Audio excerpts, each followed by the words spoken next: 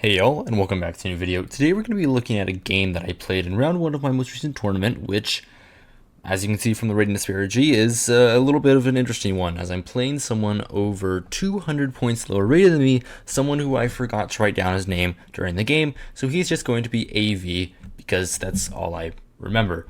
Yeah, this is kind of an interesting tournament. This is round 1. The time control for this game specifically is 60 minutes for both sides with a 10-second increment, which is a little bit odd. It's like not a very common time control. Normally it's 60 minutes delay 5 or 90 minutes plus 30. But yeah, so I didn't really understand this, and you're gonna see that kind of comes into play later in the game, as there are, I believe, 2 different moments where our clock was actually messed up, which is kind of funny. Either way, let's get into the chess. I start off the game with pawn to d4. My opponent goes at knight to f6, and I decide to play my line that I play most often, bishop to g5, the Jampowski attack, a position that I really love. I love these really strong attacking games. Black has many moves here. We're not going to get into all of them. Some of them are more like combative than others, like c5, for example, or knight e4 are a little bit more combative. My opponent decides to go solid with the move pawn to d5. Very natural. Now, there's a couple of ways to play here. The most combative way to play, which I decided not to do during the game, is knight to d2. And there's many lines that I've played in this position. I beat a national master here once in a tournament, which is kind of incredible. Highest rate of win is in this line. But I decided not to play it this time because I thought, okay, I'm playing a lower rated player. That means that I probably have a higher positional understanding than him. And if I get into some tactics battle, that gives him chances to win. And I don't want to get into like these crazy lines where my opponent actually can have chances to win. I want to win. So okay, I play a line which I know very well. I actually have more experience in this line than the other line. I play bishop takes f6, a very natural move. And the point is that after e takes f6, white is simply going to be targeting this pawn with ideas of e3, c4, knight c3, g2, and bishop g3 and bishop to g2, and also queen b3 in some lines. And in many variations, black just loses very quickly. I've had games against lower rated players all the time here where black just ends up not able to defend this pawn and doesn't really understand how to like fight with this this doubled isolated f pawn in many lines, and white just wins. So I thought, okay, this is probably a good weapon against someone this low rated, and I just play normal moves. Pawn to e3, bishop to d6, normal stuff, developing a bishop, and pawn to c4. And my opponent realizes what the best line is. My opponent plays the move d takes c4, which is very nice. If my opponent plays pawn to c6, very natural move, I simply take. Bishop here is not a good move actually, because after here, queen here, this is just a reasonable position for me. My opponent's queen is more of a target than anything, and he's going to probably have to give up his dark sword bishop. I can even play immediate moves like a3, bishop c3, bc3, and I get c4 ideas. I get the entire center. White is just better. Also, if my opponent simply recaptures with the pawn, this is just an isolated pawn. This is a weakness. This is what white plays for. But so my opponent plays d takes c4, bishop takes c4, and pawn to c6. Very natural moves. He's trying to stop me from having control over this square, as white sometimes likes to play this move pawn to d5. Knight c3, pretty obvious. Knight d7, and here I decide to play a very interesting move that I've played before. I believe I've played this move before. I play the move pawn to h3. And the point of this move is actually very interesting. The point of this move, I've had this in a couple classical games. In a game in the fall of last year, like in January of this year, January of 2025, I had a game here, which ended in a draw. But not January. Sorry, no, it was June. I think I have that video. I think I have that game on this channel. Where I play this idea of h3, and the point is, I explained it very nicely there, the point is that black really likes to put the bishop on g4 in many lines after my knight goes to f3, and trade off his light squared bishop for my knight, and the position gets very dry there, and it's actually very complicated. So I'm like, okay, h3, I play h3, g4 is also a separate idea that I can play along with it.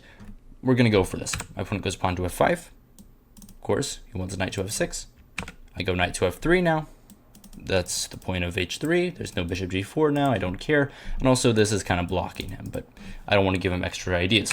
Knight to f6. I go queen to c2, targeting the pawn, getting my queen out of the way. My rook can probably come to this square, and we're going to be castling short, but in some lines, it is actually very nice to castle long and play this move. Pawn to d5. Bishop to d7. Short castles. That was very natural. Bishop to d7 is actually a very, very interesting move. It's very passive. It's not a very good move. It's not the best. It's not like terrible. It's not like a losing mistake, because, I mean, like, how could this be a losing mistake? But it actually gives white a lot of options that can just get white a really great position. Like, for example, computer immediately says knight e5, and you can't take because the knight has to go back. If the knight sticks around on h5, it probably just gets trapped. Computer even likes long castles, and now this is a problem. This is still a problem. I'm gonna go here maybe. This knight is just a huge liability for my opponent. The current threat now is g4, as the bishop cannot defend the square anymore. The knight is going to be trapped on the edge of the board, and yeah, so my opponent would have to go knight to probably back, knight to g8, and then it's just over. It's just over. You can't castle anymore. Queen b3, resigns.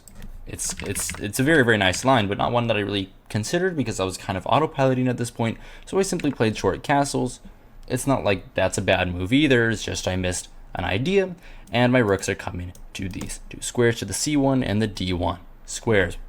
Opponent short castles as well.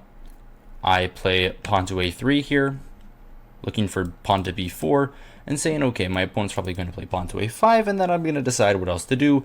Maybe I'll choose something different. I like this move pawn to a3 in many lines because, well, now he doesn't have control of the dark squares. Putting my pawns on dark squares seems like a good idea since I have a light squared bishop. And I don't know, maybe I play pawn to b4. You know, like I'm going to play rook b1, pawn to b4, open up this file. I have ideas here, and I'm very happy. Also, this I want to play at some point with b4 to get full control of the c5 square. That's a main idea in these lines. My opponent plays pawn to a5, and I realized I've actually messed up. I spend 10 minutes in this position. No joke, I spend 10 minutes in this position, and I realize that my position is actually really, really dangerous, because if I play normal simple moves, if I play like rook here, if I play something like this, for example, my opponent plays pawn to b5. My bishop probably has to go back to a2 because I want to be on this diagonal. I need to keep control of the d5 square. Like for instance, bishop d3, my opponent can probably just keep going, and I don't really see how, okay, g6 first, sorry. And I don't really see how white is going to make progress here. Like, this seems just like a problem, because if I don't have this pawn break here, I have no space on the queen side. Life is really bad. I can never play moves like this because b4, my knight is just not in a good position. There's c5. This pawn is a liability in many lines, and I was very much scaring myself. And if bishop a2, I just thought, okay, well, what if he just keeps going? Maybe he can play b5 right away, b4 right away. But even if he doesn't, he plays something like, I don't know, queen e7 or queen b6. Let's say queen b6. This move makes more sense. Does it? No, computer thinks it's fine. Yeah, queen b6. He's coming here, and it feels like this is going to be a huge problem. I'm going to lose my center control. Sure, this pawn is technically weak, but it feels like white has lost like everything that they've worked for.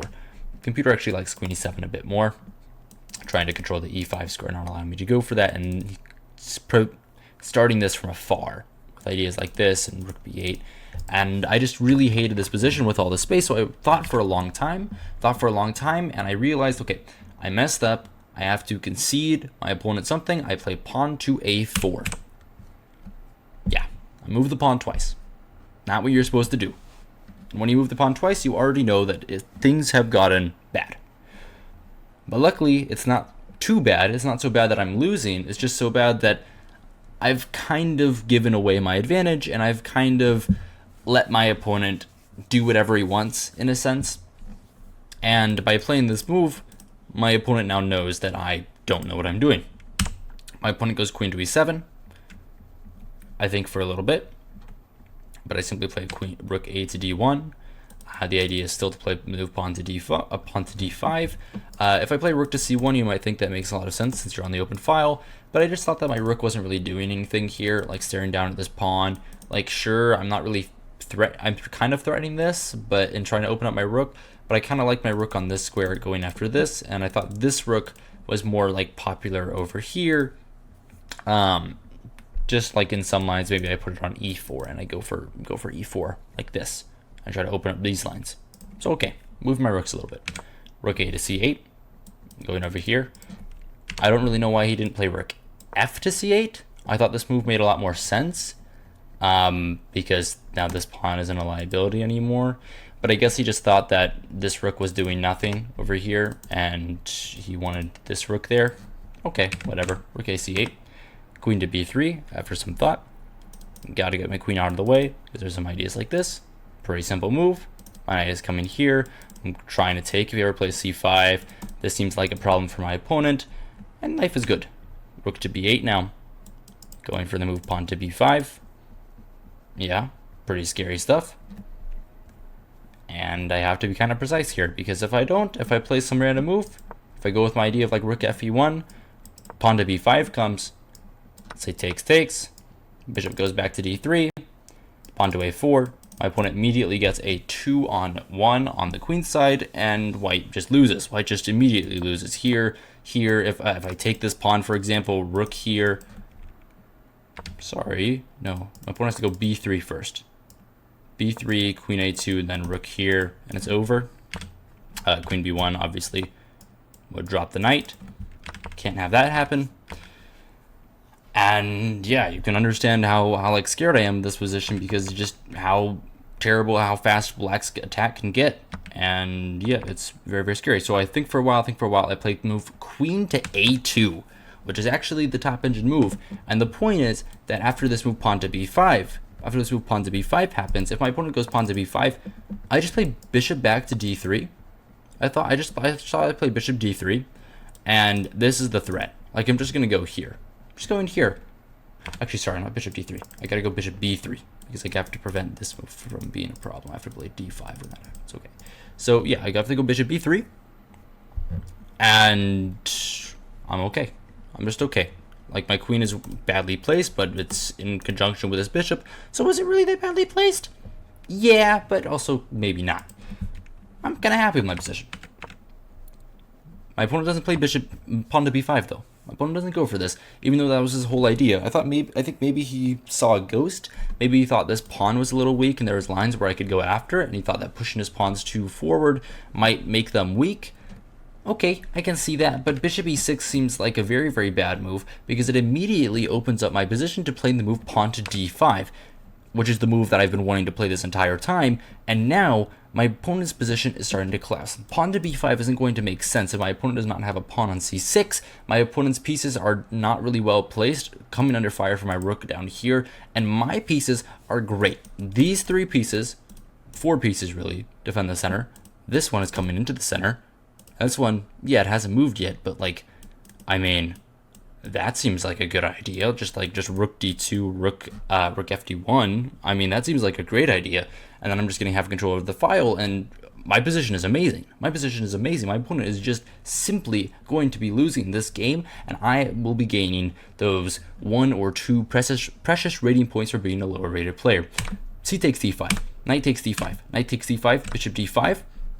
If my opponent were to take, this is a terrible position because of a simple move, queen d5, attacking the bishop, attacking the pawn. That's a very simple fork, attacking this pawn as well. Probably something like this. I would simply play queen takes f5. This move is coming. It's over. I have a pawn. So my opponent can't do that. My opponent instead opts for the very nice move, bishop to b4 now, which I didn't really see. I was only really considering this move, bishop d7, with ideas of reintegrating it on this side of the board. And I was thinking about just playing something interesting like this. I hadn't fully understood the position yet, but I thought knight d4 ideas, maybe like this is probably a good idea. Then I maybe double up the rooks. Maybe I go to b3 with my rook. Maybe I come here. I don't know. It's the position kind of plays itself at this point, but still there is need to be accurate. Bishop to b4, though, is a very, very nice move. He's saying that if I take, he wants to take back with the pawn, undouble his pawns, and he thinks that those pawns will not be a liability in the future. I beg to disagree, though, as I take the bishop on e6, and if my opponent were to take with the queen, I think I could probably take and go for this line where my opponent has this weak pawn. I play good knight against bad bishop, because even though the position is very, very open and the bishop's like an open position, my opponent's pawns here are just kind of glued shut, and I'm going to play a move like here. I'm going to get here.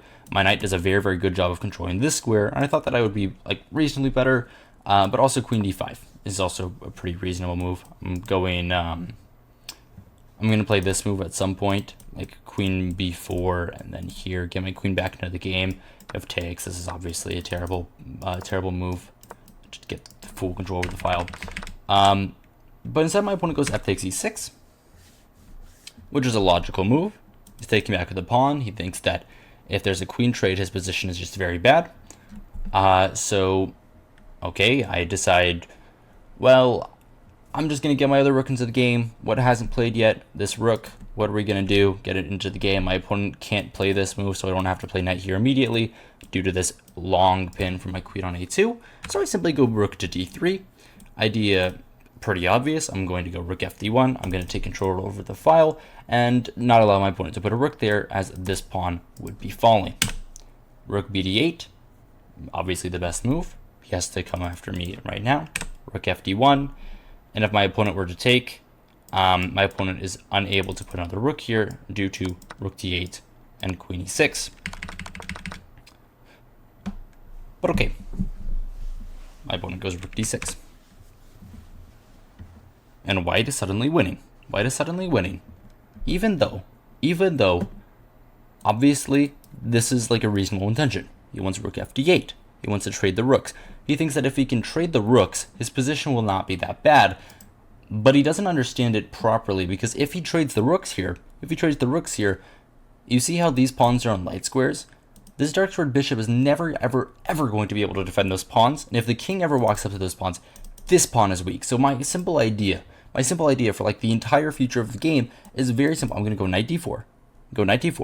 I'm going to put pressure on this pawn. Like, just imagine there are no rooks on the board. I'm going knight d4, king f7, knight takes, free pawn. And if not king f7, what else are you going to play? You have no way to defend the pawn. I'm just going to make a queen trade. I'm going to get the pawn. It's a win. It's just a win. It's just a win.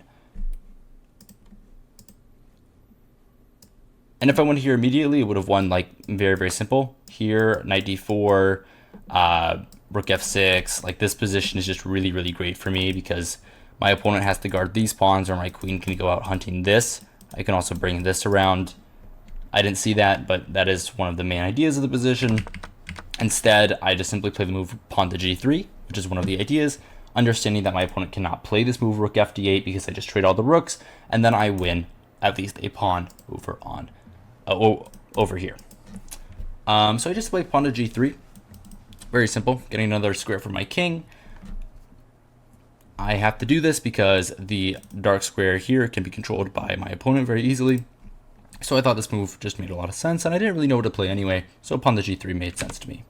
King h8.